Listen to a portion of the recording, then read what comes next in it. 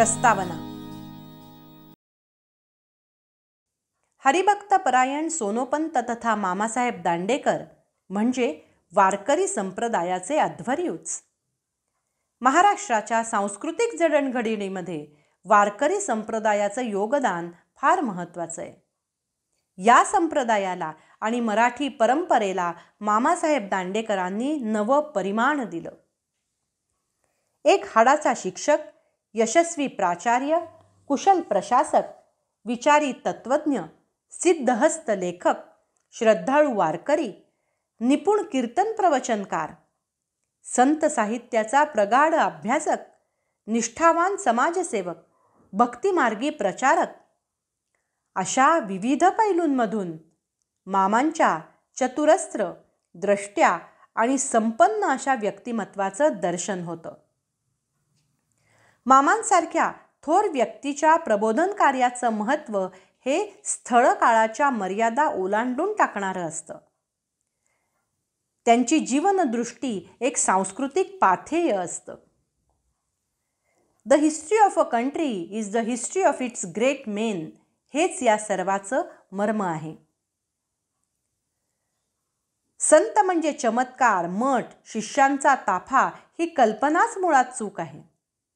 याउलट ज्यांच्याकडे पाहिल्यावर देवाकडे पाहिल्यासारखं वाटतं आणि जे समाजाचे फ्रेंड, फिलॉसॉफर, गाईड अर्थात मित्र, मार्गदर्शक आणि गुरु असतात तेच खरे संत. जेवणामध्ये मिठाची भूमिका ही शुचिकारक आणि रुचिकारक आहे. संतांचं समाजातलं स्थान असंच आहे. संत म्हणजे दीपस्तंभ, संत म्हणजे शरीराला, मनाला चार्ज करणारा चार्जरच जणू. महाराष्ट्रातल्या संतांच्या मांदियाळीमध्ये हरिभक्त परायण मामासाहेब दांडेकर यांचा आधुनिक संत म्हणून नामोल्लेख अपरिहार्य ठरतो. यथा चित्तम तथा वाचः, यथा वाचस्तथा क्रिया, चित्ते वाची क्रियायां साधूनामेकरूपता. उक्ती, कृती आणि आचार विचार यांच्यामध्ये साधर्म्य असणारं मामांचं व्यक्तिमत्व. चंद्र आणि चंदनापेक्षा शीतल असणारा संत सज्जनांचा सहवास हा आजच्या आधुनिक काळामध्ये प्रत्येकाच्या मनामनात वाढलेल्या अशांती, अस्थिरतेला दूर करत आणि ताणतणावांच्या व्यवस्थापनाचा आदर्श धडा घालत आपल्यापर्यंत पोचतो. वैयक्तिक मानसिक समाधानातून ईश्वरनिष्ठतेकडे वळवून समाजस्थैर्याला मोठा हातभार लावतो. हे संत चरित्रांचं आधुनिक काळामधलं महात्म्य जाणून घेतलं पाहिजे. म्हणूनच मामांचं चरित्र हे आजच्या काळामध्ये अनुकरणीय आहे, आदर्श आहे आणि सांस्कृतिक प्रदूषण दूर करण्यासाठी महत्त्वाचं आहे. बालपण आणि शिक्षण. मामांचा जन्म 20 एप्रिल 1896 रोजी केळवे माहीम येथील दांडेकर घराण्यात झाला. दांडेकर घराणं अत्यंत सुसंस्कृत आणि सदाचार संपन्न म्हणून प्रसिद्ध होतं. हे दांडेकर पुढे केळवे माहीम सोडून पालघरला स्थायिक झाले. अशा आचारसंपन्न आणि दानशूर घराण्यामध्ये मामांचा जन्म झाला. दांडेकरांचं हे घर म्हणजे लहानसं धर्मपीठच होतं. भारतातील अनेक शास्त्री, पंडित, विद्वान पालघरला मामांच्या घरी ये जा करत. अशा ज्ञानसंपन्न सदाचारी व्यक्तींचा सहवास मामांना लाभला आणि घराण्याच्या सुसंस्कारांचाही वारसा मिळाला. मामांचे वडील वामनराव उर्फ भाऊसाहेब दांडेकर. त्यांना विष्णू आणि शंकर असे 2 पुत्र आणि 4 कन्या होत्या. शंकर म्हणजेच मामासाहेब. मामांचे थोरले बंधू विष्णू वामन दांडेकर तथा बाबासाहेब दांडेकर यांचा जन्म 1891 मध्ये झाला. त्यांच्यावर जोग महाराजांचा फार प्रभाव होता. त्यांनी BA LLBचं शिक्षण घेऊन डहाणू इथे वकिलीचा व्यवसाय सुरू केला. 1942च्या स्वातंत्र्य लढ्यामध्ये त्यांनी सक्रिय सहभाग घेतल्यानं त्यांना तुरुंगवासही भोगावा लागला. 1937 मध्ये कायदे मंडळाच्या निवडणुकीत ते निवडून आले होते. धर्मकारणाबरोबरच राजकारण, समाजकारणामध्ये सक्रिय असलेल्या मामांच्या या बंधूंनी संप्रदायाची दीक्षा घेऊन माळ धारण केली होती. मामांचं मातृछत्र मामा 1.5 वर्षाचे असतानाच हरपलं. परंतु आईची जागा जिजी म्हणजे थोरल्या बहिणीनं घेतली. त्यांनी मामांवर पुत्रवत प्रेम केलं. केळवे माहीमला असतानाच मामांच्या वडिलांनी मामांची पत्रिका प्रसिद्ध ज्योतिषी दादाशास्त्री दामले यांना दाखवली होती. तेव्हा दामले यांनी भाकीत वर्तवलं होतं की तुमचा मुलगा असामान्य भगवत भक्त होईल, कारण अशी कुंडली 10,000 कुंडल्यांमध्येही मिळणार नाही. खरोखर हे भाकीत पुढे सत्य झालं. मामांचं प्राथमिक शिक्षण केळवे माहीम इथेच झालं. मामांचे वडील भाऊसाहेब हे जुन्या काळचे मॅट्रिक होते. आपल्या मुलांनी उच्च शिक्षण घ्यावं, इंग्रजीचं शिक्षण घ्यावं अशी त्यांची इच्छा होती. म्हणून त्यांनी मुलांना पुण्याला आजोळी अर्थात चिंतामणराव सोहनी यांच्याकडे पाठवलं. मामांनी पुण्याच्या नूतन मराठी विद्यालयात प्रवेश घेतला. पुस्तकापेक्षा पुस्तकाबाहेरच्या ज्ञानकक्षा रुंदावणारे शिक्षक त्यांना लाभले आणि त्याचवेळी मामांचा संबंध जोग महाराजांशी आला. जिजींबरोबर रोज मामा जोग महाराजांची ज्ञानेश्वरीवरची प्रवचनं ऐकायला जात. ज्यावेळी ते जात असत तेव्हा त्यांचं वय अवघं 12-13 वर्षांचं असेल. या सोनूला काय कळत असेल ज्ञानेश्वरीमधलं, असा खोचक प्रश्न एकदा एकानं जोग महाराजांना विचारला असताना महाराजांनी फार समर्पक उत्तर दिलं. ज्ञानेश्वरी लिहिली तेव्हा ज्ञानेश्वरही लहानच होते. काय सांगावं, उद्या हा सोनू जगाला ज्ञानेश्वरी सांगेल. जोग महाराजांच्या तोंडून विधात्यानंच जणू भविष्यवाणी केली होती. शाळेमध्ये ध्येयवादी स्वार्थत्यागी शिक्षकांचा सहवास, तर शाळेबाहेर जोग महाराजांसारख्या आध्यात्मिक गुरूंचा सहवास यांचा खोलवर ठसा मामांच्या मनावर त्या नकळत्या पण संस्कारक्षम अशा वयामध्ये उमटत होता. 1912 मध्ये मामा मॅट्रिकची परीक्षा उत्तीर्ण होऊन त्यांनी फर्ग्युसन महाविद्यालयामध्ये प्रवेश घेतला. शाळा, कॉलेज ते पारमार्थिक क्षेत्रामध्येही उत्तम आणि तत्वनिष्ठ गुरु लाभणं हा मामांच्या आयुष्यातला दैवी योग होता. यावेळी मामांचा संबंध प्रोफेसर रानडे या साधुतुल्य व्यक्तिमत्वाशी आला. त्यांनीच मामांना BA साठी तत्वज्ञान हा विषय शिकवला. 1917 मध्ये मामा BA झाले. परीक्षा पास झाल्यावर त्यांच्या काकांचा त्यांना ICS परीक्षेसाठी विलायतेला पाठवण्याचा मानस होता. परंतु सनदी अधिकारी हा सरकारचा नोकर असतो आणि सरकार तर परकीय आहे.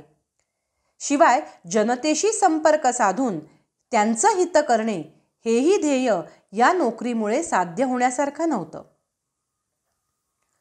लोकसंग्रह, ज्ञानदान आणि लोकशिक्षण हेच जीवित कार्य ठरलेल्या मामांनी अर्थातच याबाबत निरुत्साह दाखवला आणि त्यांनी MAला तत्वज्ञान विषयासाठी प्रवेश घेतला.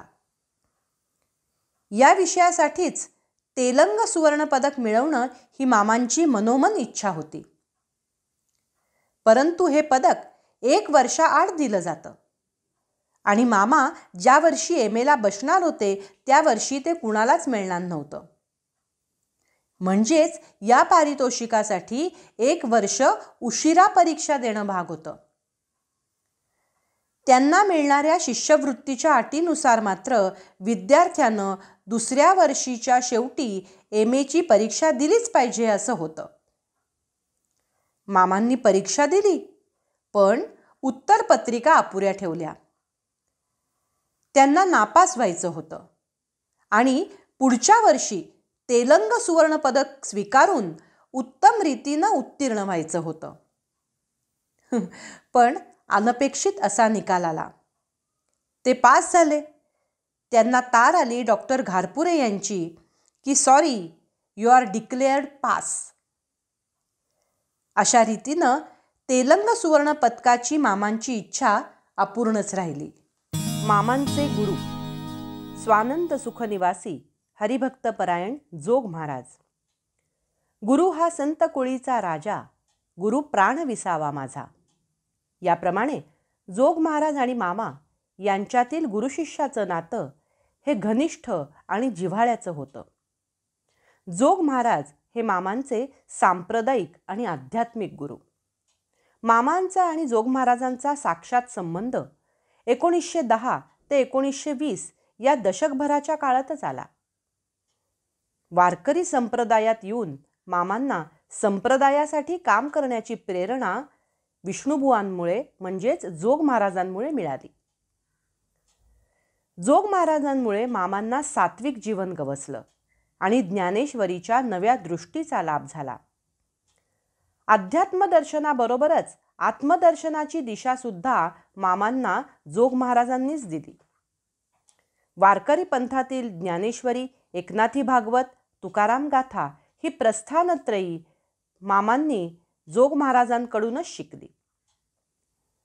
भागवत संप्रदायाचा प्रचार, प्रपंच परमार्थ यांचा समन्वय आणि समाजाला सन्मार्गाला लावणं हे जोग महाराजांचं कार्य मामांनी पुढे नेटानं चालवलं. मामांची थोरली बहीण म्हणजे जिजी या जोग महाराजांच्या अनुग्रहित होत्या. वयाच्या 10व्या-12व्या वर्षापासून मामा जिजींसोबत जोग महाराजांकडे जात असत. त्यांच्या व्यक्तिमत्वाचा, परमार्थ साधनेचा, जीवनकार्याचा प्रभाव मामांवर पडला. जोग महाराज हे बलदंड होते, मल्ल विद्या विशारद होते, योग साधक होते, राष्ट्रनिष्ठ होते आणि लोकमान्य टिळकांचे अभिमानी होते. याशिवाय संत साहित्याचे अभ्यासक, प्रचारक आणि ज्ञानेश्वरीचे प्रवचनकार होते. मामा स्वतःला जोग महाराजांचा चरण रज म्हणवून घेत असत. मामांच्या हातून घडलेल्या ज्ञानेश्वरीच्या सेवेचं एकमेव कारण म्हणजे जोग महाराजांची कृपा असं ते मानत. 1920 मध्ये जोग महाराजांनी आळंदीमध्ये गेल्यावर शेवटचा श्वास सोडण्यापूर्वी माझ्या गळ्यात असणारी ही ब्रह्मचर्याची माळ कोण धारण करेल असं विचारलं. अशा वेळी त्यांच्या लाडक्या शिष्योत्तमानं म्हणजे मामांनी स्वेच्छेनं नतमस्तक होऊन ते वैराग्यभूषण आपल्या गळ्यात धारण केलं. मामा व्रतस्थ झाले, आजन्म ब्रह्मचारी राहिले. मामांनी त्यांच्यातील निस्पृहता, चारित्र्य संपन्नता, वैराग्य, अमानवित्व अशा सत्वगुणांचा अंगीकार तर केलाच, पण याशिवाय 3 जानेवारी 1968 मध्ये आपल्या या गुरुवर्यांचा जन्मशताब्दी महोत्सव त्यांनी आळंदीमध्ये मोठ्या प्रमाणावर साजरा केला. आणि त्याच वेळेला त्यांनी जोग महाराजांचं चरित्र पुस्तक रूपानं प्रसिद्ध करून त्यांना दुर्मिळ अशी गुरुदक्षिणाच दिली. एका वैराग्य संपन्न गुरुला लाभलेला मामांसारखा निष्ठावान शिष्य हा एक दैवी मणिकांचन योगच होता. जोग महाराजांच्या निर्वाणानंतर गायकवाड वाड्यात शोकसभा घेण्यात आली. त्यावेळी जोग महाराज आणि वारकरी पंथ यावर लोकमान्य टिळकांचं भावपूर्ण भाषण झालं. जोग महाराज आणि लोकमान्य टिळकांचे सुद्धा परस्पर सौहार्दाचे संबंध होते. चिरोल खटल्यासाठी लोकमान्य विलायतेला जाणार हे ठरल्यावर बुवांनी अभंग रचला होता. पुण्य उभे राहे आता संतांची आ कारणे, लागा विलायतेच्या वाटे तुम्हा भेटे स्वराज्य. संकल्प हे यावे फळा, कळवळा बहुतांचा, म्हणे ज्ञानदेव किंकर, तुमचा होय जय जयकार. स्वतः गायकवाड वाड्यात जाऊन जोग महाराजांनी टिळकांच्या कपाळी बुक्का लावून हार घालून हा अभंग त्यांना स्वाधीन केला होता. मामांचे गुरु डॉक्टर रा द अर्थात गुरुदेव रानडे. 1912 मध्ये मामा मॅट्रिक झाले आणि त्यांनी उच्च शिक्षणासाठी फर्ग्युसन कॉलेजमध्ये प्रवेश घेतला. त्यावेळी प्राचार्य रँगलर र पु परांजपे यांनी मामांना विशेष प्रोत्साहन दिलं आणि याच वेळी मामांना त्यांचे शैक्षणिक गुरु भेटले, ज्यांचं नाव होतं डॉक्टर रा द रानडे अर्थात गुरुदेव रानडे. गुरुदेव हे इंग्रजी, संस्कृत, ग्रीक, लॅटिन इत्यादी भाषाविद होते. ते केवळ पढत पंडित नसून त्यांचं व्यक्तिमत्व हे ऋषितुल्य आणि साधुतुल्य असं होतं. असामान्य अशा बुद्धिमंत असलेल्या या प्राध्यापकांनी स्वतःहून परमार्थ साधना केली. शाब्दे परेच निष्णातः असे डॉक्टर रा द रानड्यांसारखे गुरु मामांना लाभले, ज्यांनी BA वर्गात मामांना तत्वज्ञान हा विषय शिकवला. गुरुदेवांसारखा थोर आणि योग्य मार्गदर्शक ऐन मोक्याच्या वेळी मामांना लाभला आणि त्यांच्या परिसस्पर्शानं मामांचं जीवन उजळून निघालं. गुरु शिष्यांचा जुळून आलेला हा एक सुवर्ण योग होता. MA असताना एका पेपरसाठी प्लेटो किंवा शंकराचार्य यापैकी एक तत्वज्ञ निवडावा लागे. भारतीय तत्वज्ञानाच्या ओढीमुळे मामांना शंकराचार्यच जवळचे वाटत होते. परंतु गुरुदेव रानड्यांनी मात्र मामांना वेगळा दृष्टिकोन दिला. तुझ्या पारमार्थिक साधनेमध्ये तू शंकराचार्यांचा अभ्यास करशीलच, पण प्लेटोचे संवाद ही ग्रीक संस्कृतीची गीता आहे. भारतीय संस्कृतीप्रमाणेच ग्रीक संस्कृतीही समजून घेतली पाहिजे, म्हणून तू प्लेटो समजून घे. मामांनीही गुरूंची आज्ञा मान्य करून प्लेटोचा अभ्यास केला. गुरुदेवांनी तो सांगोपांग अभ्यास त्यांच्याकडनं करवून घेतला आणि पुढे मामांनी ज्ञानदेव आणि प्लेटो या विषयावरील आपलं चिंतन कौशिक व्याख्यानमालेमध्ये प्रगट केलं आणि ते पुस्तक रूपानंही पुढे प्रकाशित झालं. या सर्वांमागची मूळ प्रेरणा गुरुदेव रानड्यांचीच होती. मामा SP कॉलेजमधून निवृत्त झाले त्यावेळी गुरुदेव रानड्यांनी सत्कार प्रसंगी एक संदेश पाठवला. त्या संदेशामधून मामा आणि गुरुदेवांचा जिव्हाळ्याचा संबंध जाणवतो. या संदेशात गुरुदेव म्हणतात, तत्वज्ञानी मनुष्यानं समाजापासून अलिप्त न राहता समाजातच मिसळून त्यांच्या पुढे उत्तम ध्येय ठेवणं आवश्यक आहे.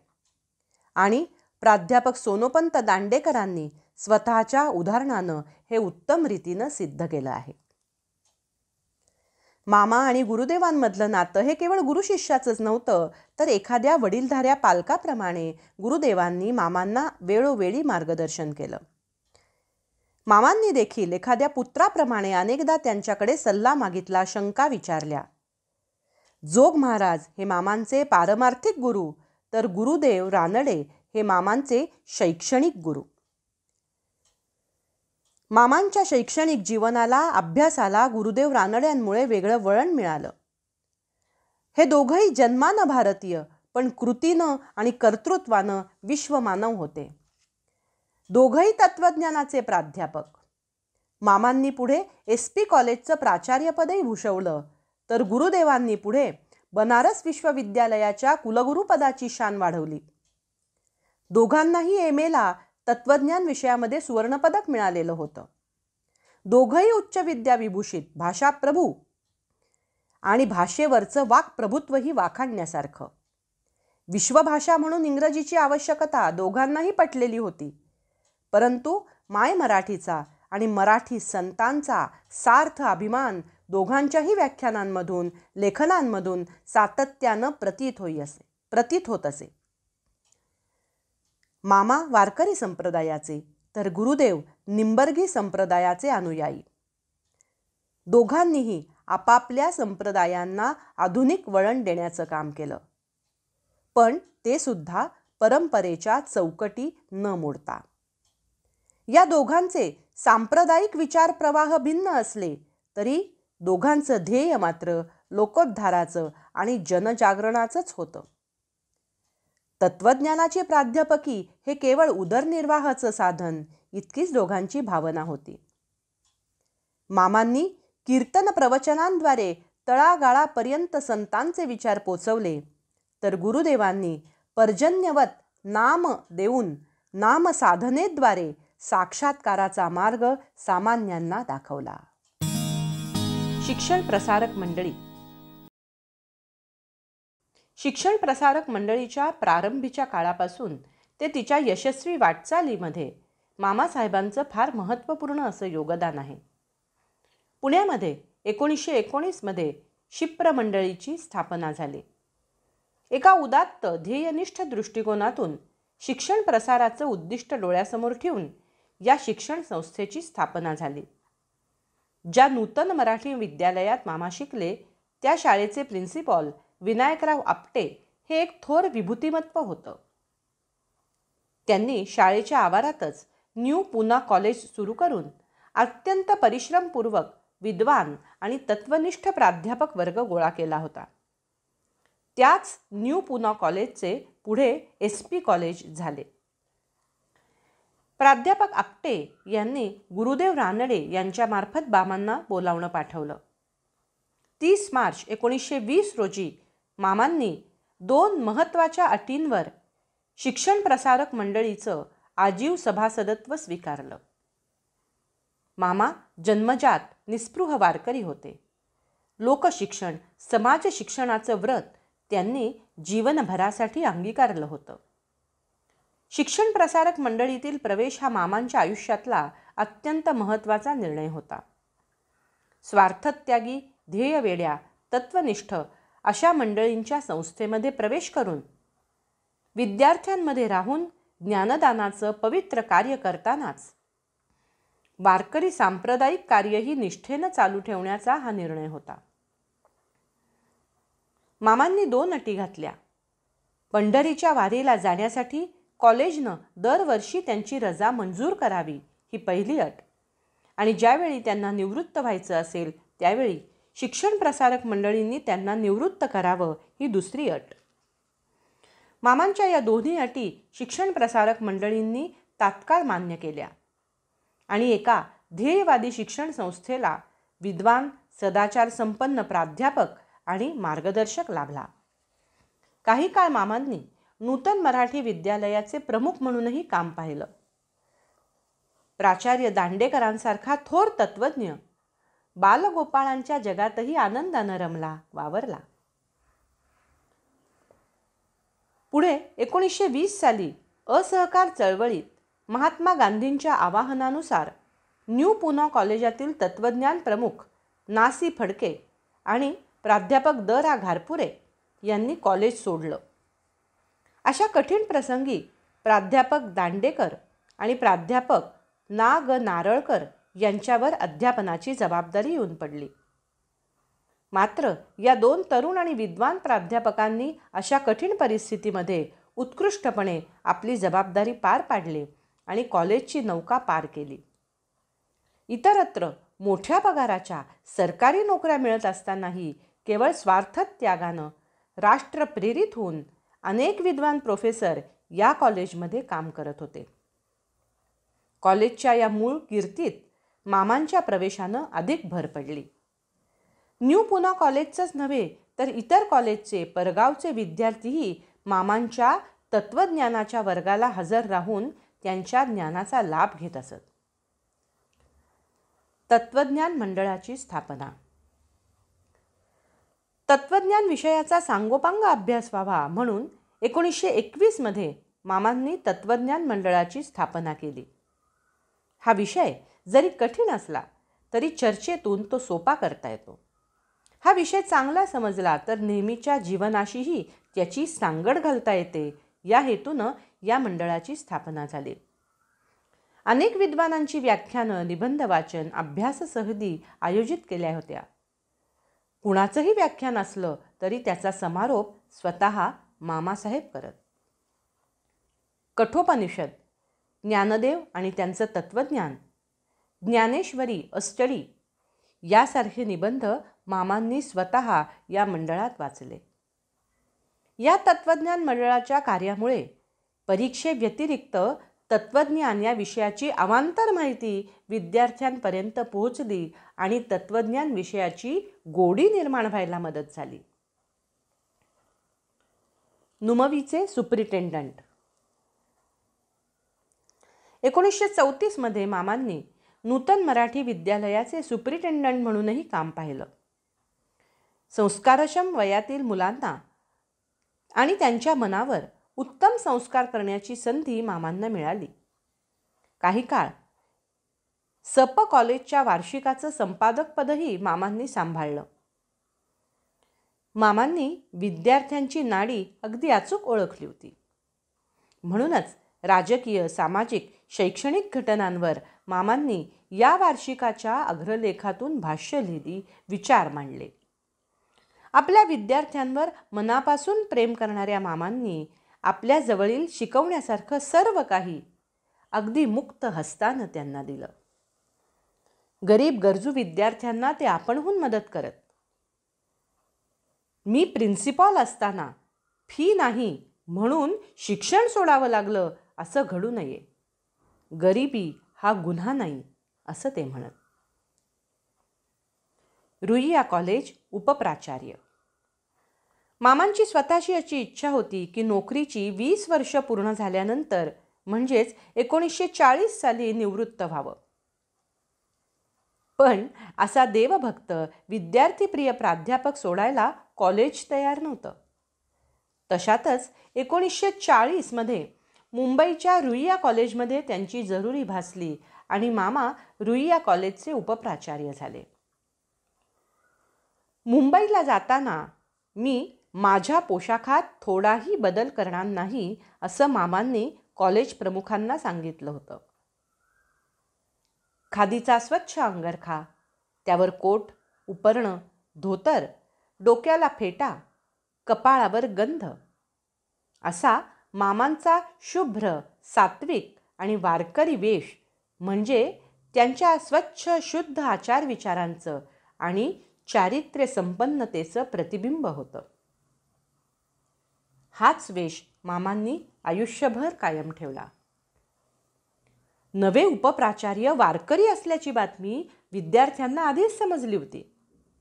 त्यामुळे त्यांच्याविषयी एक वेगळाच पूर्वग्रह मनात ठेवून पहिल्याच तासाला गोंधळ करण्याचं त्यांनी ठरवलं. वरील वेशामध्ये मामा वर्गात आल्यानंतर मुलं अगदी बेहोशीत ओरडली, बोला पुंडलिक वरदे, हरी विठ्ठल, श्री ज्ञानदेव तुकाराम. गजर संपला. यावर मामांची प्रतिक्रिया काय, हा प्रत्येकाच्याच मनामध्ये प्रश्न होता. मामा मात्र शांती धारण करून म्हणाले, माझ्याकडे बघून तुम्हाला देवाचं नाव घ्यावंसं वाटलं, हे बघून देवालाही बरं वाटलं असेल. आपल्या महाविद्यालयात अशी भक्तिमान मुलं असतील तर त्याचं तपोवन व्हायला हरकत नाही. मामांच्या या वक्तव्यानं मुलं हसली, भारावून गेली. मामांच्या व्यक्तिमत्वानं, शिकवण्यानं भान हरपून गेली. शैक्षणिक क्षेत्रातही उत्कृष्ट काम करणाऱ्या या वारकऱ्याच्या शेकडो विद्यार्थ्यांची दिंडी भक्तिभावानं अशीच चालत राहिली, परस्पर प्रेमामुळेच. सप महाविद्यालय प्राचार्य. मुंबईच्या रुईया कॉलेजला स्थिर पायावर उभारल्यानंतर 1945मध्ये मामा परत पुण्याला आले. निवृत्त व्हायच्या विचारांनी परत उसळी घेतली, परंतु प्रिन्सिपल भागवतांचं एकाएकी हृदयविकारानं निधन झालं आणि सर परशुरामभाऊ महाविद्यालयाचं प्राचार्यपद सर्वानुमते मामांकडे आलं. मामा SP कॉलेजचे प्राचार्य झाल्यानंतर 22 जून 1945 रोजी मामांचं कॉलेजमध्ये अभिभाषण अर्थात ॲड्रेस होता. प्रत्येक नवीन वर्षी विद्यार्थ्यांना प्रिन्सिपॉल उपदेशपर किंवा माहितीपर व्याख्यान देतात, त्याला अभिभाषण किंवा ॲड्रेस म्हणतात. यावेळी सर्व प्राध्यापक हे लेडी रमाबाई हॉलमध्ये आले. सर्व प्राध्यापक हे सुटाबुटात आणि इंग्रजी वेशामध्ये होते. पण मामा मात्र नेहमीच्या धोतर, लांब कोट, फेटा या स्वच्छ नीटनेटक्या पोशाखात आले. यापूर्वी प्रिन्सिपलनी केलेली अभिभाषणं ही इंग्रजीमध्येच होत असत, परंतु मामांनी मात्र प्रथमच मराठीमध्ये अभिभाषण केलं. त्यांना मराठीचा सार्थ अभिमान होता. ते इंग्रजीतही सफाईदार आणि सुंदर असं बोलत असत. मराठीचं, मातृभाषेचं प्रेम असलं तरी त्यांनी इंग्रजी भाषेचा कधीही तिरस्कार केला नाही. इतर देशातील उत्तमोत्तम विचार आणि ज्ञान यांचा संबंध इंग्रजी भाषेच्या द्वारेच येतो असं ते म्हणत असत. म्हणून ते ज्ञान प्राप्त करण्यासाठी इंग्रजी भाषेचा अवलंब केलाच पाहिजे. परंतु अशा प्रत्येक भाषणामध्ये ते देश, धर्म, भाषा आणि देव यांचा जाणीवपूर्वक उल्लेख करत. वसतिगृह रेक्टर. मामांनी कॉलेजमध्ये हॉस्टेलच्या रेक्टरची भूमिकाही कौशल्यानं पार पाडली. विद्यार्थ्यांच्या अडचणी समजून घेण्याचा, सुखदुःखामध्ये वाटेकरी होण्याचा स्वभाव असल्यानं मामा वसतिगृहातील विद्यार्थ्यांमध्ये प्रिय होते. गीता जयंती, गणपती उत्सव, विविध व्याख्यानं यांचं वसतिगृहामध्ये ते आयोजन करत. 1948 महात्मा गांधींचा खून झाल्यानंतर कर्फ्यू चालू झाला. तेव्हा अशा कठीण प्रसंगामध्ये हॉस्टेलमधील विद्यार्थ्यांना नित्योपयोगी वस्तू गोळा करून पुरवण्याचं काम त्यांनी केलं. मामांच्यावरील प्रेमाचं प्रतीक म्हणून विद्यार्थ्यांनी त्यांच्या नावानं वादविवाद स्पर्धेत यशस्वी होणाऱ्यांसाठी प्रोफेसर दांडेकर कप निर्माण केला. शिक्षक हा नेहमी प्रसन्न मुद्रेनं आणि न रागावणारा पाहिजे असं मामा वारंवार सांगत असत. रागीट, रडक्या चेहऱ्याच्या शिक्षकाचा व्याख्यानाचा परिणाम विद्यार्थ्यांवर होत नाही असंही ते आवर्जून सांगत. विद्यार्थी आणि मामा. महाविद्यालयात असतानाही मामा नित्य नियमानं वारी करत. परंतु वारीमुळे बुडणारे तास ते विद्यार्थ्यांना घरी बोलावून पूर्ण करून देत असत. आपल्या विषयाचा अभ्यासक्रम वेळेत आणि व्यवस्थितपणे पूर्ण करण्याचा त्यांचा कटाक्ष होता. तत्त्वज्ञान स्पेशल विषय घेऊन BA करणाऱ्या विद्यार्थ्यांचा खास निरोप समारंभ मामांच्या घरी संपन्न होत असे. आपल्या विषयाच्या विद्यार्थ्यांना ते घरी फराळाला बोलवत. एखाद्या मुलानं आपलं नाव लिहिताना वडिलांचं नाव लिहिलं नाही तर मामा मार्मिक शेरा मारत आणि म्हणत, मनी ऑर्डर येते तोपर्यंत तरी वडिलांचं नाव लावा की. रुईया कॉलेजमध्ये असताना एकदा प्राध्यापक आणि विद्यार्थ्यांच्या क्रिकेटच्या सामन्याचं आयोजन केलं गेलं. त्यात मामा पण खेळले. अर्थात पहिल्याच चेंडूला ते बाद झाले ही गोष्ट निराळी. एकदा शारीरिक शिक्षणाच्या शिक्षकांनी विद्यार्थ्यांना सांगितलं, अभ्यास करा अभ्यास, या देवाभिवाच्या भानगडीत पडू नका. त्यावर मामा लगेच म्हणाले, देव ही काही भानगड नाही. तुम्हाला देव भेटलेली माणसं भेटली नाहीत म्हणून तुम्ही असं म्हणता. एकदा एका विद्यार्थ्यानं मामांना विचारलं, तुम्ही देव पाहिलाय का हो? मामा म्हणाले, देव काही वाटेवर पडला नाही, कुणालाही दिसायला. त्यासाठी मनापासून इच्छा आणि आंतरिक तळमळ हवी. एका नास्तिक आणि सुधारणावादी म्हणवणाऱ्या मुलानं मामांना सांगितलं की मी देव नाकारणारा निबंध लिहिणार आहे. जराही न चिडता मामा शांतपणे म्हणाले, लिही, तू जरूर लिही, आम्ही तो वाचू.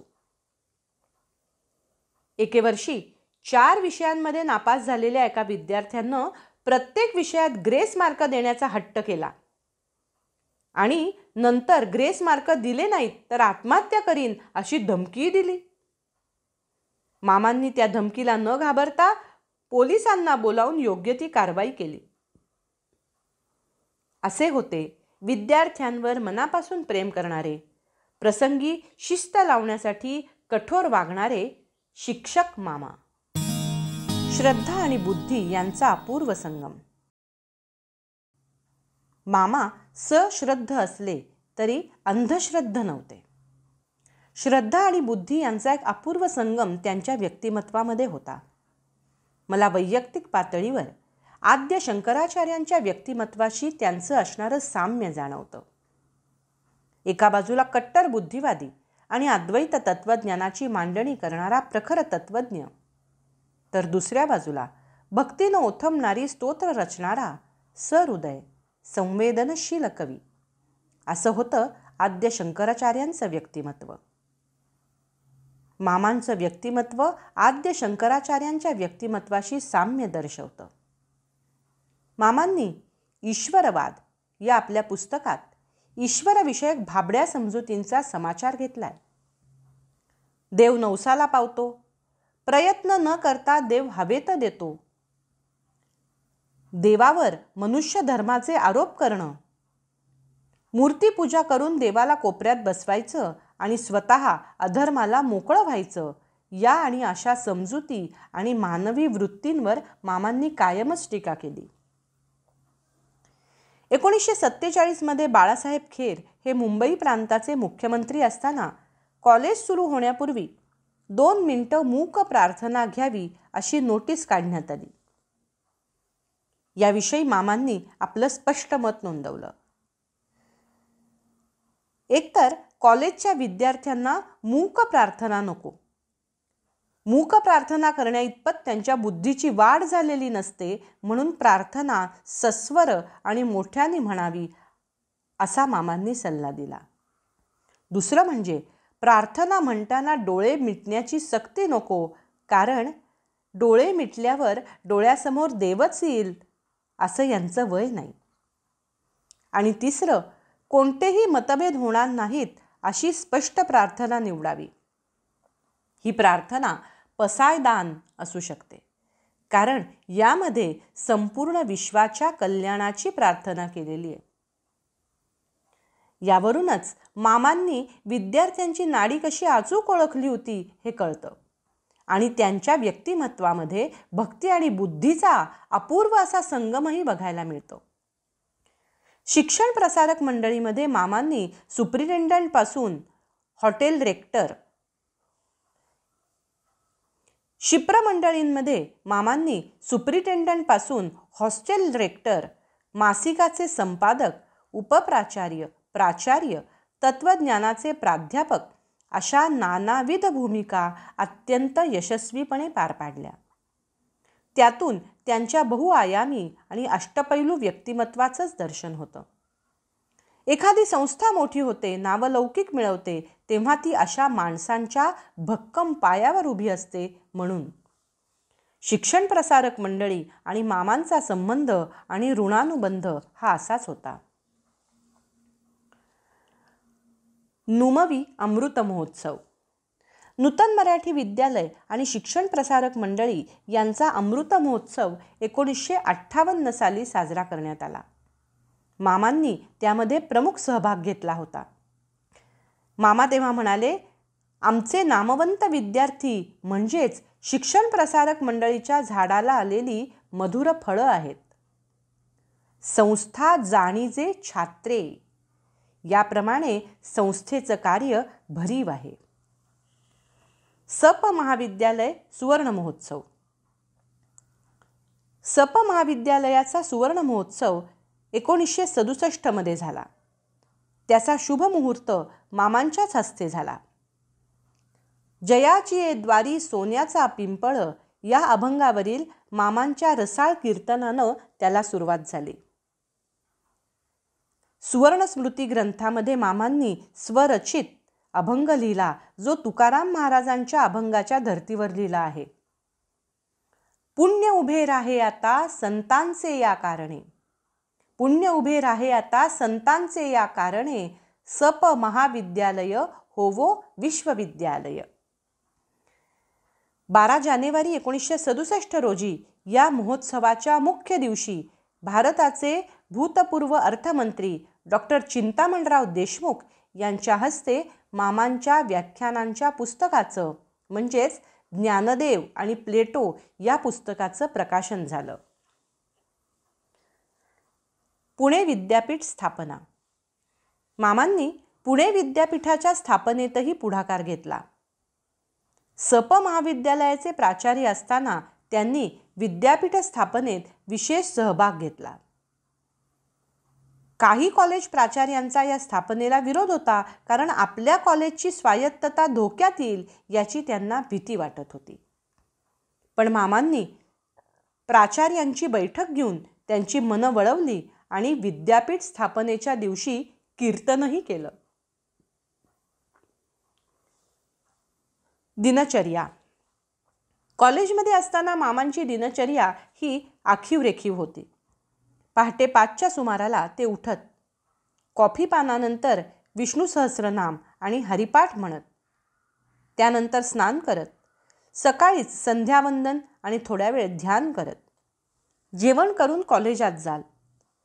सकाळी 10 ते 5 पर्यंतचा वेळ कॉलेजमध्ये अध्यापन, प्रशासकीय कामं, सभा यांच्यामध्ये निघून जात असे. दररोज संध्याकाळी जोगवाड्यामध्ये ज्ञानेश्वरी सांगण्याचं त्यांचं दैनंदिन व्रत होतं. 7-7:30 वाजता घरी परत आल्यानंतर रात्री ते थोडा फराळ करत. मामांच्या घरी दररोज परिचितांबरोबर बैठक आणि चर्चा असे.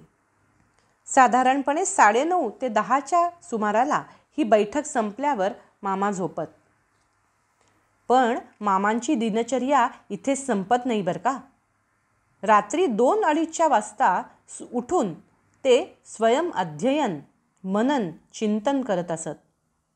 दिवसभर कामाच्या व्यापामध्ये आणि माणसांच्या गराड्यामध्ये अडकलेल्या मामांना स्वअभ्यासासाठी कदाचित ही वेळ सोयीची वाटत असावी.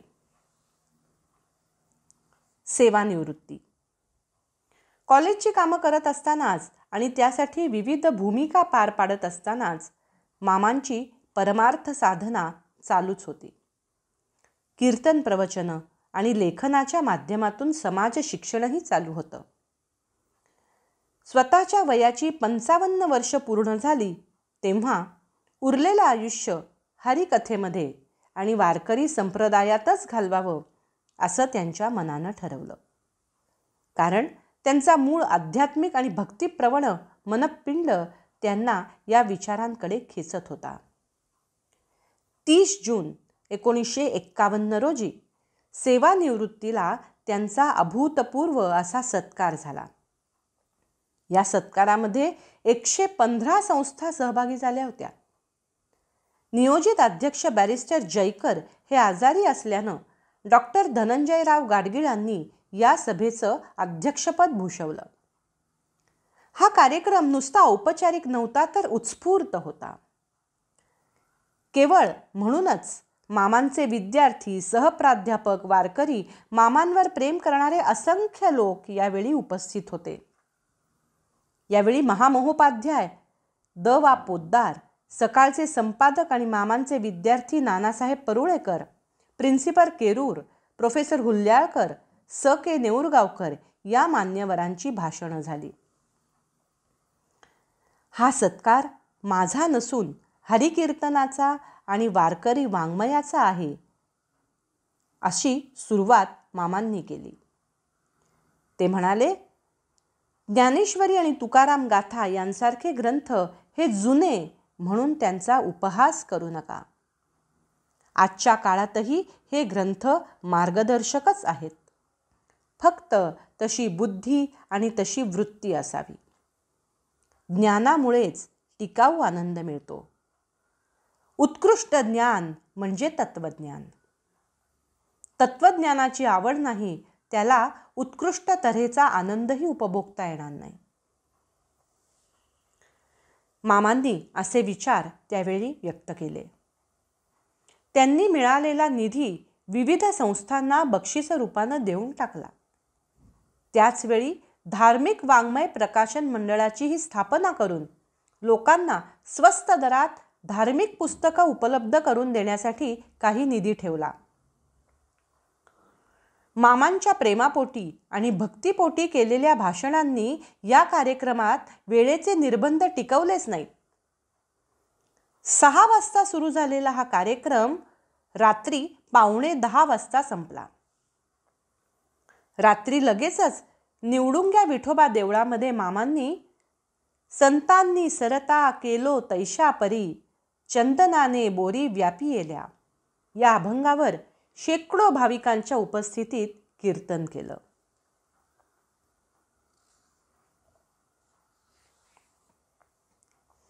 अपरिग्रही मामा. मामांच्या ठायी असणारी विरागी वृत्ती, संपत्ती, विषयोपभोग यांच्यापासून अलिप्त राहण्याची त्यांची मामांच्या ठायी असणारी विरागी वृत्ती, संपत्ती, विषयोपभोग यांच्यापासून अलिप्त राहण्याची त्यांची वृत्ती ही खरोखर आजच्या काळात चकित करणारी आहे.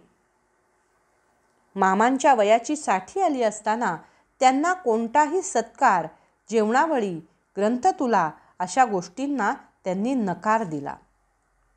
प्रसिद्धीपासून ते कोसो दूर होते. म्हणूनच 60च्या पूर्ततेच्या दिवशी ते चक्क अज्ञात स्थळी निघून गेले. हार तुरे, भेटवस्तू, धार्मिक विधी यापैकी काहीही त्यांनी करू दिलं नाही. ते म्हणत, मी कीर्तनामध्ये देहाच्या अशाश्वतेबद्दल सांगायचं आणि मीच माझ्या वाढदिवसाला फोटो आणि हार यांच्या अधीन व्हायचं. हा तर शुद्ध ढोंगीपणा आहे. शिवाय स्वतःच्या मनाची फसवणूकही आहे. असं होतं मामांचं अपरिग्रहत्व. ते म्हणत, वाढदिवस हा वाढदिवस नसून खुंट दिवस असतो. कारण दर वाढदिवशी आपण ओंकारेश्वराच्या जवळ जात असतो हे लक्षात ठेवावं. त्यांच्या या वाक्यातून त्यांची निरीच्छ वृत्ती लक्षात येते. मामांनी बँकेमधलं जे खातं उघडलेलं होतं ते फक्त त्यांचा पगार जमा होण्यापुरतंच होतं. बाकी पैसे साठवण्याचा प्रश्नच नव्हता. आपल्या वडिलोपार्जित इस्टेटीतून मिळालेला हिस्साही त्यांनी स्वतःकडे ठेवला नाही. आजच्या काळात विश्वास बसणार नाही असे हे मामांचे गुण. म्हणूनच आधुनिक संत या पदवीला ते सर्वार्थानं योग्य ठरतात. मामांनी आयुष्यभर कीर्तन प्रवचनाचे शेकडो हजारो कार्यक्रम केले, पण कधीही बिदागी म्हणून एक पैसाही घेतला नाही. उलट ते आपल्या पगारातले खर्चापुरते पैसे आपल्याजवळ ठेवून इतर सर्व रक्कम देवस्थानं, मंडळं आणि गरीब विद्यार्थ्यांना सढळ हातानं दान करत असत. आता उरलो उपकारापुरता. 1951 नंतर म्हणजे सेवानिवृत्तीनंतर मामांनी पूर्ण वेळ हरिकथेला वाहून घेतलं. प्रवचन कीर्तनाचे कार्यक्रम वाढवले. दर महिन्याच्या शुद्ध एकादशीला निवडुंग्या विठोबा मंदिर, वद्य एकादशीला आळंदी अगर इतर मुक्कामाच्या ठिकाणी कीर्तन प्रवचन होत असे. नाना पेठेतील श्री विठ्ठल मंदिर, लक्ष्मी रोडवरील शेडगे विठ्ठल मंदिर, रास्ता पेठेतील श्री विवेकानंद सोसायटी इत्यादी ठिकाणी त्यांची नैमित्तिक कीर्तन प्रवचनं होत असत. आता उरलं उपकारापुरता या भावनेनं संपूर्ण महाराष्ट्रभर मामा या माध्यमातून जनजागृती करत फिरत असत. मामांची डायरी नेहमी भरलेली असे. प्रत्येक दिवशी किमान 2 तरी कार्यक्रम असतच. वर्षातील काही दिवस आणि गावं त्यांच्या नैमित्तिक कीर्तन प्रवचनांसाठी आधीच ठरलेली होती आणि उरलेल्या दिवशी ते आमंत्रणानुसार त्या ठिकाणी जाऊ लागले. पुणे, मुंबई, पालघर, सासवड, आळंदी, पंढरपूर, सांगली, सोलापूर, त्र्यंबकेश्वर, नाशिक, इगतपुरी, देहू, हरणखेड, बुलढाणा, जळगाव, भुसावळ, येणगाव, नागपूर, नेवासा यासारख्या असंख्य ठिकाणी त्यांचे दौरे सातत्यानं चालू होते. शताब्दी उत्सव, देवांचे जन्मतिथी उत्सव, संतांचे पुण्यतिथी उत्सव, संस्थांचे रजत, सुवर्ण किंवा हिरक महोत्सव, यज्ञ, देवळांची पायाभरणी, मंदिरांचे कळस उभारणे, मूर्तींची स्थापना, ग्रंथांचे प्रकाशन, ज्ञानेश्वर पारायण समाप्ती, नामसप्ताह, भक्तमंडळींचे सत्कार यासारखे विविध प्रकारचे आणि प्रसंगांचे कार्यक्रम सतत चालू असत. या प्रसंगांची शोभा मामांच्या कीर्तन प्रवचनानं वाढत असे. कधीकधी ते गमतीनं म्हणत, आता फक्त महिलांच्या हळदी कुंकवाच्या कार्यक्रमामध्ये कीर्तन करायचं उरलं आहे. अशा प्रकारे कीर्तन प्रवचन यांनी त्यांच्या आयुष्यातला 1951 ते 1963 पर्यंतचा काळ भरगच्च झाला होता. वारकरी शिक्षण संस्था. शिक्षण प्रसारक मंडळीचं काम मामांनी जितक्या तन्मयतेनं केलं तितक्याच समरसतेनं त्यांनी आळंदीच्या वारकरी शिक्षण संस्थेचं काम केलं. ही संस्था म्हणजे वैकुंठवासी जोग महाराजांचं स्मारकच आहे. उदात्त दृष्टिकोन ठेवून जोग महाराजांनी 24 मार्च 1917 रोजी ही संस्था स्थापन केली. वारकरी संत वाङ्मयाचा अभ्यास, वारकरी पंथाला चालना आणि या पंथाचे प्रचारक निर्माण करणं हा या संस्थेच्या स्थापनेमागचा मूळ हेतू. धार्मिक आणि व्यावहारिक शिक्षणाची सुयोग्य सांगड घालणारी ही संस्था आहे. समाज किंवा देशाच्या विकासासाठी शिक्षण हा तर पाया आहेच, परंतु आपलं मूलधन असणारं धार्मिक आणि नैतिक शिक्षणही बुद्धीला शुद्ध आचाराची जोड देणारं आहे. या शिक्षणानं शुद्ध आचार, सुसंस्कारित मन निर्माण होतात आणि देशाचा विकास साधला जातो. वारकरी पंथ हा असाच सर्वसमावेशक आणि आचरण्यास योग्य असा पंथ असल्यानं त्याच्या अभ्यासाचं आणि प्रचाराचं काम ही संस्था गेली अनेक वर्ष अव्याहतपणे करत आहे. जोग महाराजांच्या निर्वाणानंतर मामांनी या संस्थेची जबाबदारी आपल्या खांद्यावर घेतली. शिक्षक, सभासद, मार्गदर्शक आणि अध्यक्ष या सर्व भूमिका मामांनी या संस्थेसाठी पार पाडल्या. गुरु आज्ञेप्रमाणे मामा तेथील मुलांना इंग्रजी आणि संस्कृत शिकवत. विद्यार्थी वारीला जात तेव्हा मामा स्वतःच्या आचरणानं त्यांच्यावर शुद्ध आचरण, सेवा, शिस्त, अभ्यास यांचे संस्कार घडवत. मामांनी या संस्थेला आणि विद्यार्थ्यांना एक व्यापक, स्वच्छ आणि समतोल दृष्टी दिली. कोणत्याही देवतेच्या मंदिरात कीर्तनाला मनाई केली नाही. दुसऱ्या फडावर कीर्तन प्रवचनाला बंदी केली नाही. वारकरी संप्रदायाचे शेकडो प्रचारक निर्माण केले. गेली अनेक वर्ष सेवावृत्तीनं, सेवाभावानं केवळ आणि केवळ लोकाश्रयावर आपलं कार्य नेटानं पुढं नेणारी ही संस्था आजही मामासाहेबांची संस्था म्हणून ओळखली जाते.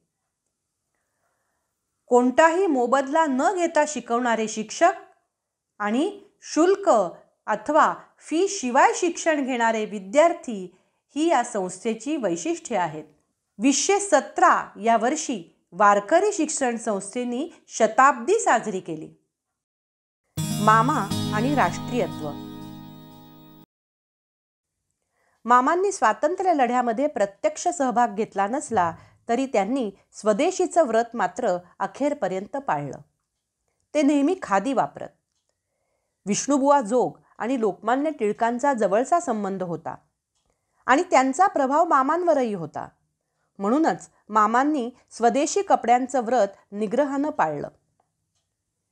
याशिवाय एका सार्वजनिक समारंभ प्रसंगी अच्युतराव पटवर्धन यांनी 1942च्या चळवळीत मामांनी अनेक भूमिगतांना आश्रय देऊन अप्रत्यक्षपणे देशसेवा केल्याचंही जाहीर केलं होतं. मामा SP कॉलेजमध्ये प्रिन्सिपॉल असताना 1942च्या आंदोलनात महाडमध्ये पोलीस गोळीबाराला बळी पडलेला कॉलेजचा विद्यार्थी वसंत दाते यांच्या नावानं हुतात्मा दाते दिन पाळण्याचा उपक्रम सुरू केला. मामांनी स्वातंत्र्य प्राप्तीनंतर देणग्या जमवून अभ्यासात प्रावीण्य आणि नेमबाजीत कौशल्य दाखवणाऱ्यांना वसंत दातेच्या स्मरणार्थ बक्षिसं ठेवली. मामांनी स्वातंत्र्य चळवळीत सक्रिय सहभाग घेतला नसला तरी खादीचा वापर, स्वदेशी वस्तूंचा वापर केला आणि देशभक्तांनाही सक्रिय मदत केली. 1946 मध्ये क्षिप्र मंडळीच्या महाविद्यालयाच्या वार्षिक स्नेहसंमेलनासाठी मामांनी प्रसिद्ध क्रांतिकारक अच्युतराव पटवर्धनांनाच पाचारण केलं होतं. त्यांना बोलवून मामांनी स्वातंत्र्याची जागती ज्योत अधिकच प्रखर बनवली. 1918 साली लोकमान्य टिळकांनी पालघरला भेट दिली. या भेटीत त्यांच्या कार्याचा गौरव करून त्यांना काही रकमेची थैली अर्पण करण्याचा निर्णय पालघरच्या मंडळींनी घेतला होता. मामांचे मोठे बंधू बाबासाहेब या कार्यामध्ये पुढे होते. या जाहीर कार्यक्रमामध्ये लोकमान्यांनी सर्वांना परकीय वस्त्रांची होळी करण्याचं आणि स्वदेशी वस्तू वापरण्याचं आवाहन केलं. त्यावेळी मामा MA करत होते. तेव्हाच लोकमान्यांच्या या आवाहनाला प्रतिसाद म्हणून मामांनी खादीचे कपडे वापरण्याचा निश्चय केला आणि तो अखेरपर्यंत पाळला. मामांचं सामाजिक कार्य. 1961च्या जुलैमध्ये पानशेत धरण फुटून पुण्यामध्ये हाहाकार उडाला होता. त्यावेळी नदीच्या परिसरातील अनेक मंदिरं आणि मशिदी उद्ध्वस्त झाल्या होत्या. त्यांच्या जीर्णोद्धार समितीला मामांनी सहृदयपणे सहाय्य केलं आणि पूरग्रस्तांना कपडे, भांडी आणि पैसा मिळवून देण्यास मदत केली. याचप्रमाणे जेलर डायर यांच्या विनंतीवरून मामा येरवडा तुरुंगामध्ये कैद्यांना नीतीचे धडे द्यायला जात असत. नेवासे मंदिर, भक्तांचं स्फूर्तिस्थान. मामांनी अनेक संस्थांसाठी तन मन धन अर्पून कार्य केलं. अहमदनगर जिल्हा हे तर संतांचं माहेरघरच. संत श्रेष्ठ ज्ञानेश्वरांनी आपला असामान्य आणि अद्वितीय ग्रंथ श्री ज्ञानेश्वरी हा नेवासे या ठिकाणी लिहिला. म्हणूनच या स्थानाला असामान्य असं महत्त्व प्राप्त झालं. पण ही जागा बरीच वर्ष कोर्ट दरबारी वादात अडकून होती. त्यानंतर मात्र हरिभक्तपरायण बन्सीबुवा तांबे यांच्या विनंतीनुसार मामांनी मंदिराच्या जीर्णोद्धाराचं काम हाती घेतलं. ज्या खांबा शेजारी ज्ञानेश्वर महाराजांनी ज्ञानेश्वरी सांगितली तो जुना खांब या मंदिरात आहे. खरं तर कोणत्याच संस्थेसाठी कुणाकडेही कधीच मदत मामांनी मागितली नाही. परंतु या एकमेव आणि अद्वितीय अशा मंदिरासाठी मामांनी अक्षरशः तन मन धन अर्पण केलं. त्यासाठी त्यांनी कीर्तन प्रवचनं केली. मंदिराच्या पायाभरणीपासून ते कळस उभारणीपर्यंत अनेक कामांचं उद्घाटन मामांच्याच हस्ते झालं. अनेक वर्ष प्रतिवर्षी फाल्गुन एकादशीला मामा नेवाशाला जात असत. नेवाशाचं हे मंदिर मामांच्या अपार अशा परिश्रमांचं स्मारक आहे आणि मामांच्याच आशीर्वादानं ते नव्या पिढीसाठी स्फूर्तिस्थान बनलंय. जगात अनेक ठिकाणी मंदिरांसाठी खांब बांधले जातात, पण एका खांबासाठी मंदिर बांधलेलं असं हे एकमेव ठिकाण आहे. 1963ला या कामाची पूर्तता झाली, पण मंदिरावरच्या कळसाचं काम अपूर्ण राहिलं होतं. हा कळस सोन्याचा असावा अशी सर्वांची इच्छा होती, पण ही गोष्ट खर्चिक होती. यावेळी मामांना गुरुस्थानी मानणाऱ्या जत संस्थांच्या राणीसाहेबांनी स्वखर्चानं या मंदिरासाठी सोन्याचा कळस अर्पण केला. मामांनी असंख्य वारकरी आणि भाविकांच्या उपस्थितीत ज्ञानदेवांचा जय जयकार करत या कळसाचं उद्घाटन केलं आणि या कार्यक्रमाच्या अध्यक्षस्थानी होते श्रेष्ठ कीर्तनकार हरिभक्तपरायण धुंडा महाराज देगलूरकर. ते म्हणाले, आजचा दिवस खरोखर सोन्याचा दिवस आहे. जयाची द्वारी सोन्याचा पिंपळ आहे अशा ज्ञानराजांच्या मंदिरावर सोन्याच्या पुतळ्यांनी बनवलेल्या सोन्याच्या कळसाचं सोन्याच्याच हस्ते म्हणजे सोनोपंतांच्या हस्ते अनावरण होत आहे. हे जाहीर करण्याची सुवर्ण संधी मला प्राप्त झाली. यापेक्षा माझ्या आयुष्यात अन्य कोणताही सोनेरी क्षण असणार नाही. निवडुंग्या विठोबा देवस्थान. निवडुंग्या विठोबा देवस्थान हे असंच मामांना अतिशय प्रिय असणारं देवस्थान. मामांनी दर महिन्याच्या एकादशा, राम आणि कृष्ण यांचे जन्मदिवस, अधिक मास अशा विविध वेळी विविध विषयांवर या ठिकाणी कीर्तन प्रवचनं केली. वैकुंठवासी जोग महाराज आणि वैकुंठवासी बंकट स्वामी अशा थोर मंडळींची परंपरा त्यांनी याद्वारे पुढे चालू ठेवली. मामा आणि श्री रामकृष्ण आश्रम. श्री रामकृष्ण आश्रमाचे मामा अध्यक्ष होते. तसंच मामा पुण्याच्या विवेकानंद सोसायटीचेही अध्यक्ष होते. या सोसायटीला मामांचं अधिष्ठान लाभल्यामुळे त्यांच्या कार्याला प्रतिष्ठा प्राप्त झाली. 1963 नंतर मामा पर्वती पायथ्याशी असणाऱ्या या रामकृष्ण आश्रमामध्येच राहायला आले. लिखित कीर्तन व्रत. प्रसिद्ध साहित्यिक श्रीयुत य गो जोशी यांनी मामांना 1947 साली प्रसाद मासिकामध्ये दरमहा एका कीर्तनाचं टिपण देण्यासाठी विनंती केली. 1968 पर्यंत मामांनी हे लिखित कीर्तनाचं व्रतलेखन अव्याहतपणे चालू ठेवलं होतं. प्रत्येक अंकातील मामांचं हे लिखित कीर्तन इतकं लोकप्रिय झालं होतं की प्रसाद मासिकाच्या कार्यालयात जाऊन लोक मामांच्या मासिकाची वर्गणी भरायची आहे असं म्हणत असत. मामांचे हे प्रसाद लेख अक्षरधनासारखेच आहेत. मामांचे सुधारकी विचार. मामा म्हणत, ज्ञानदेवांनी रेड्यामुखी वेद वदवले किंवा भिंत चालवली म्हणून ते मोठे नाहीत, तर आपल्यासारख्या मंदबुद्धी माणसांकडून त्यांनी संत वाङ्मय वदवून घेतलं, ज्ञानेश्वरीसारखे ग्रंथ लिहिले म्हणून ते महान आहेत. मामांचा आंधळ्या कर्मकांडांवर विश्वास नव्हता. देवपूजा आणि संध्या या व्यतिरिक्त फार कर्मकांडांमध्ये ते अडकले नाहीत. धार्मिक ग्रंथ आणि इतर ग्रंथ ते समत्वानच वाचत असत. धार्मिक ग्रंथांवर फुलं वाहून पारायण करण्यापेक्षा त्यातले विचार आचरणात आणण्याचा प्रयत्न करावा अशा विचारांचे ते होते. मामांनी कीर्तनासाठी अभंग घेताना रामदासी संप्रदायाचाही समावेश जाणीवपूर्वक करून घेतला. एका फडावरच्या व्यक्तींनी दुसऱ्या फडावरचं कीर्तन ऐकायला त्यांनी कधीही आडकाठी केली नाही. कोणत्याही देवतेच्या कोणत्याही मंदिरामध्ये कीर्तनाला म्हणजे कीर्तन करायला आणि ऐकायला त्यांनी पूर्ण मुभा दिली. धर्म हा माणसाला कर्तव्यशून्य, आळशी आणि अंधश्रद्ध बनवतो. या धर्मावरील आक्षेपाचा समाचार घेताना ते म्हणतात,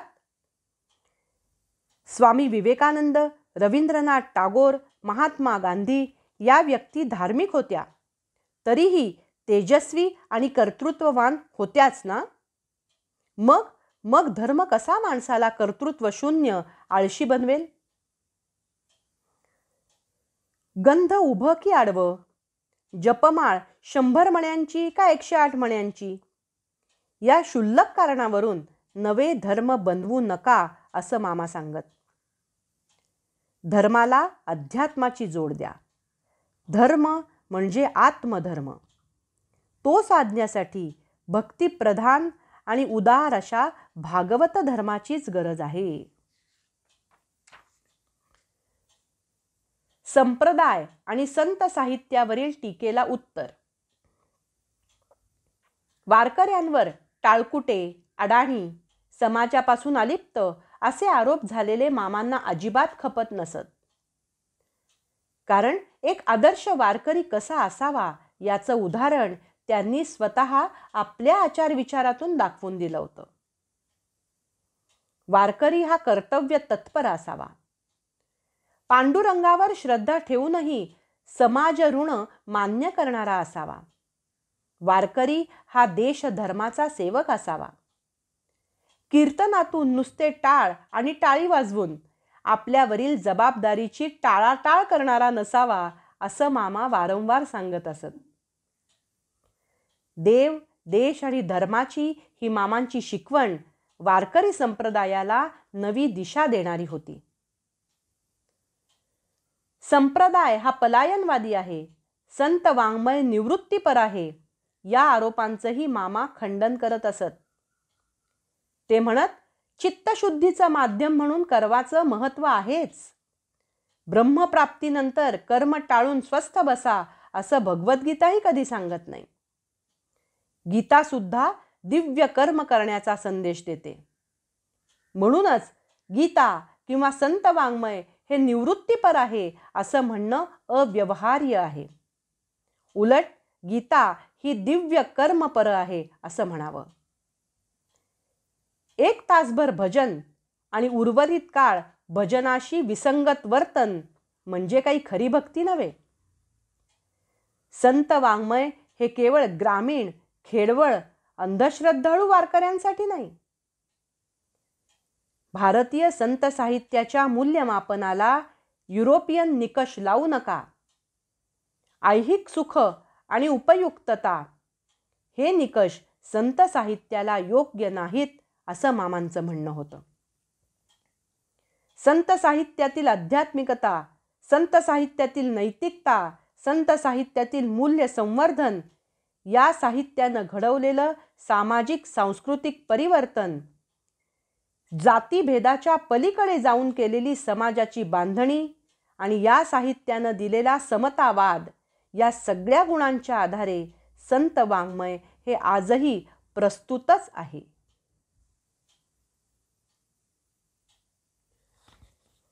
काया वाचा जीवे मने सर्वस्वे उदार, बाप रखुमा देवी वर पंढरीचा वारी कर. मामा सांगत कंठी मिरवा तुळशी, अभिमानानं तुळशी माळ धारण करा. ते गमतीनं म्हणत, रस्त्यानं माळ घेऊन जप करणाऱ्याला तुम्ही मॅड म्हणता आणि तोंडात घाणेरडं चिरूट ठेवणाऱ्याला मात्र जंटलमन म्हणता. मामा म्हणतात, वारकरी होणं म्हणजे खरा माणूस होणं. वारकरी होणं म्हणजे मनुष्यासारखं वागण्याची दीक्षा घेणं.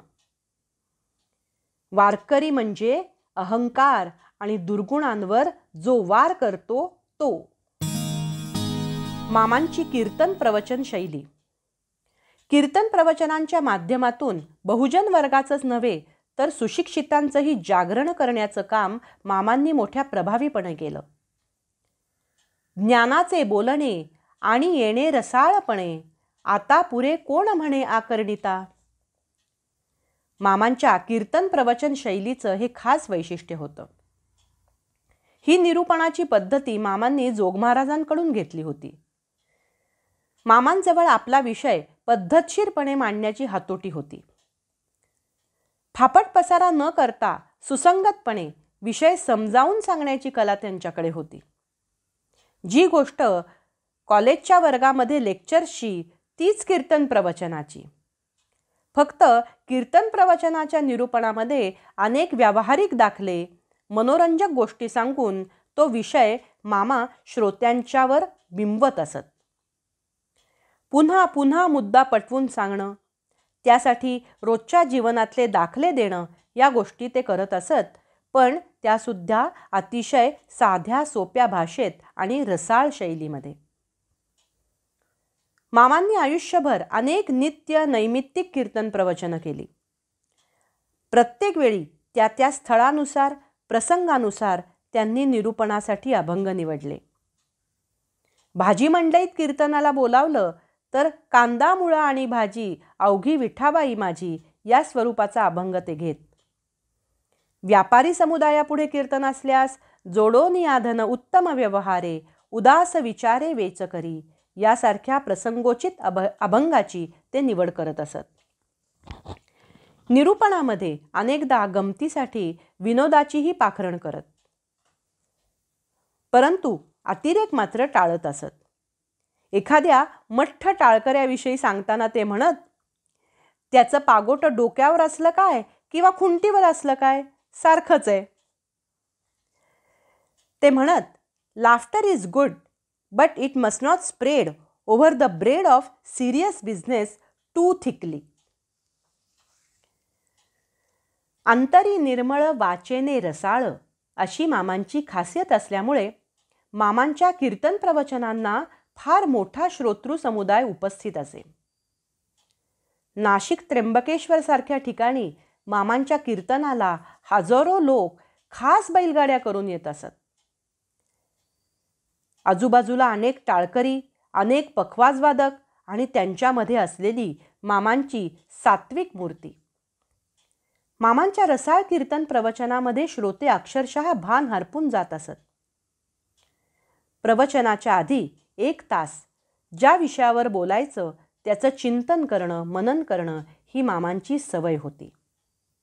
अनेकदा त्या ठिकाणच्या जवळच्याच एखाद्या खोलीमध्ये जाऊन मामा शांत चित्तानं त्या विषयाचं चिंतन करत.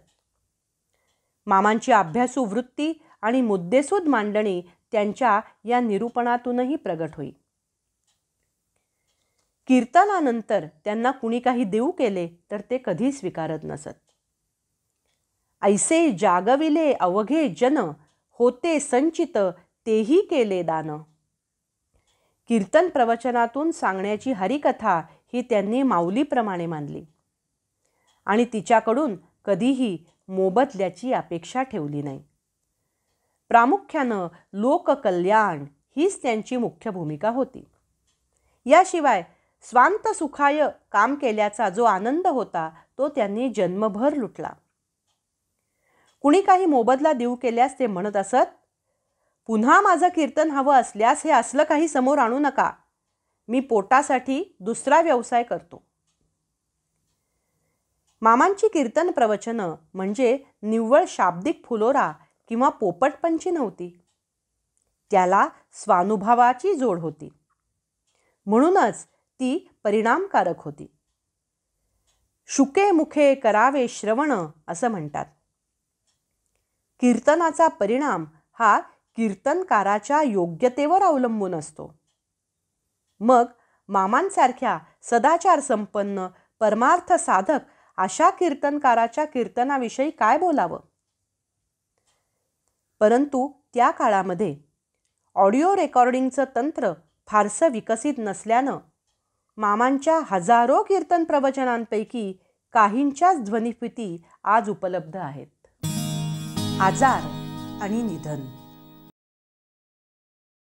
मामांच्या थोरल्या भगिनी जिजी या 1959 निवर्तल्या. मामांचा त्यांनी पुत्रवत सांभाळ केला होता. त्यामुळे जिजींच्या मृत्यूमुळे मामा थोडे खचले. 1963 ते 1968 मामांची प्रकृती अनेकदा चिंताजनक झाली. मामा वारंवार आजारी पडू लागले. रामकृष्ण आश्रमाचे भाऊसाहेब बोडस आणि मामा परांजपे यांनी त्यांना आग्रहपूर्वक आश्रमामध्ये ठेवून घेतलं. रामकृष्ण, शारदा माता, विवेकानंद यांच्या विचारांचाही मामांवर मोठा प्रभाव होता. मामांची प्रकृती मात्र खालावत चालली होती. डॉक्टर वाय.व्ही. फाटक नेहमी आश्रमामध्ये येत. मामांची प्रकृती पाहत, औषध देत. मामा तसे प्रसन्न दिसत होते, पण त्यांचं मन मात्र इहलोकी राहिलेलं नव्हतं. 1963 एक गंभीर आजार त्यांनी अंगावर काढला होता आणि 1968 आजारानं पुन्हा उचल खाल्ली. दिवसेंदिवस दुखणं बळावत चाललं होतं. लघवीचा, पोटाचा त्रास होता, अंगात ताप होता.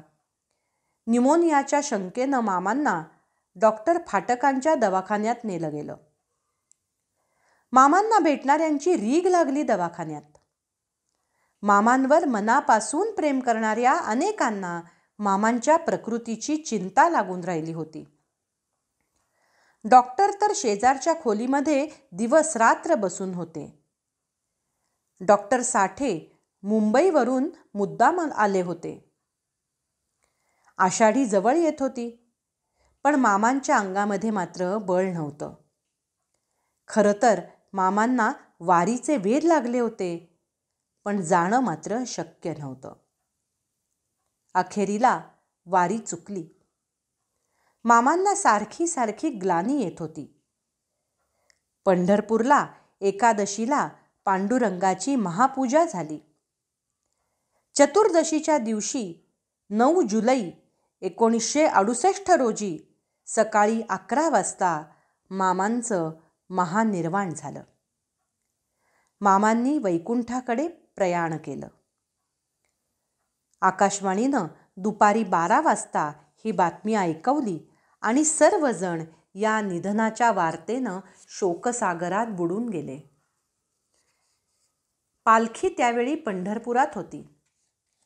धुंडा महाराजांनी मामांना पंढरपूरला नेण्याचा आणि त्यांचा अंत्यविधी चंद्रभागेच्या तीरावर करण्याचा आग्रह धरला.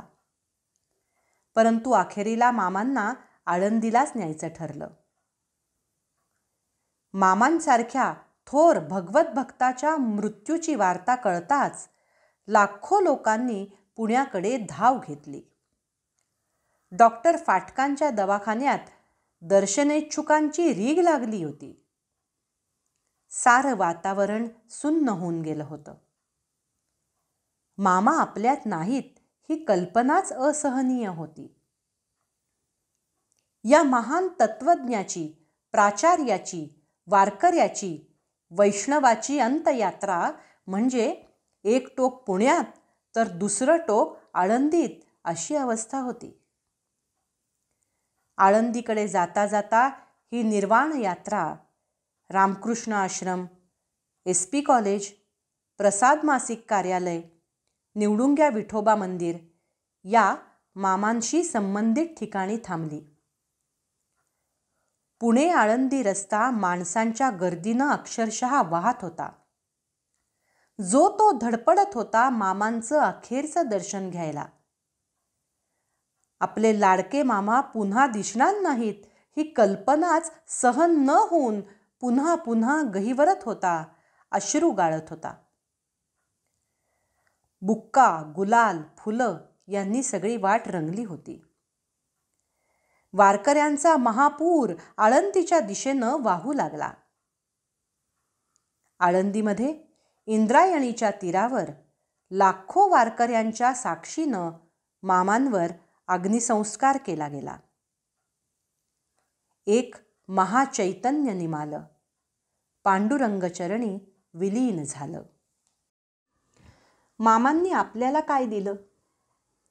मामा आधुनिक संत होते, पण त्यांना स्वतःला संत महाराज म्हणवून घेणं कधीच आवडलं नाही. त्यांनी खोट्या अभिनिवेशापोटी स्वतःचे अनुयायी, पंथ, संप्रदाय निर्माण केला नाही. एका कार्यक्रमात त्यांची थोर संत अशी ओळख करून दिल्यावर मामांनी मोठ्या विनम्रतेनं सांगितलं की जगद्गुरू तुकाराम महाराज जर म्हणतात, भले आम्ही किंकर संतांचे दास, संत पदवी नको आम्हास, तर मग माझ्यासारख्यास संत म्हणवून घ्यायचा काय बरं अधिकार? मी संत नाही, मी पंत आहे. माझे नाव सोनोपंत आहे. मामांचं नेमकं कार्य बघताना आपण लक्षात घेतलं पाहिजे, मामांनी समाजाला नीतियुक्त, सश्रद्ध आणि ईश्वरनिष्ठ बनवलं. मामांनी मनःशांतीसाठी, समाजाच्या उन्नतीसाठी आणि स्वास्थ्यासाठी आध्यात्मिक विचारांची जोड दिली. मामांनी कीर्तन प्रवचनांच्या माध्यमातून लोकशिक्षण, नीतिशिक्षण, मूल्य शिक्षण आणि त्या योगे समाज जागृती घडवली. मामांनी वारकरी संप्रदायाचा प्रचार प्रसार करून अनिष्ट रूढींना दूर करत वारकऱ्यांचं प्रबोधन केलं. मामांनी कीर्तन संस्थेचं पुनरुज्जीवन केलं. नवे आदर्श दिले, पायंडे पाडले आणि त्याद्वारे अंधश्रद्धांचं निर्मूलन केलं. मामांनी सांगितलं, उन्मार्गी लोकांना सन्मार्गी लावणं म्हणजे खरा लोकसंग्रह. म्हणूनच केवळ लोक गोळा न करता लोकांना सन्मार्गाला लावण्याचं ध्येय त्यांनी साध्य केलं. मामांनी कीर्तनं, प्रवचनं, व्याख्यानं, विविध प्रकारचं लेखन, पुस्तकांचं संपादन, धर्मग्रंथांचं विवरण आणि अनेक संस्थांची उभारणी केली. म्हणूनच लौकिक अर्थानं मामा काही सोडून गेलेले नसले तरी शाश्वत आणि समाजाच्या सर्व स्तरांमध्ये हळूहळू झिरपणारं नेमकं कार्य करून गेले.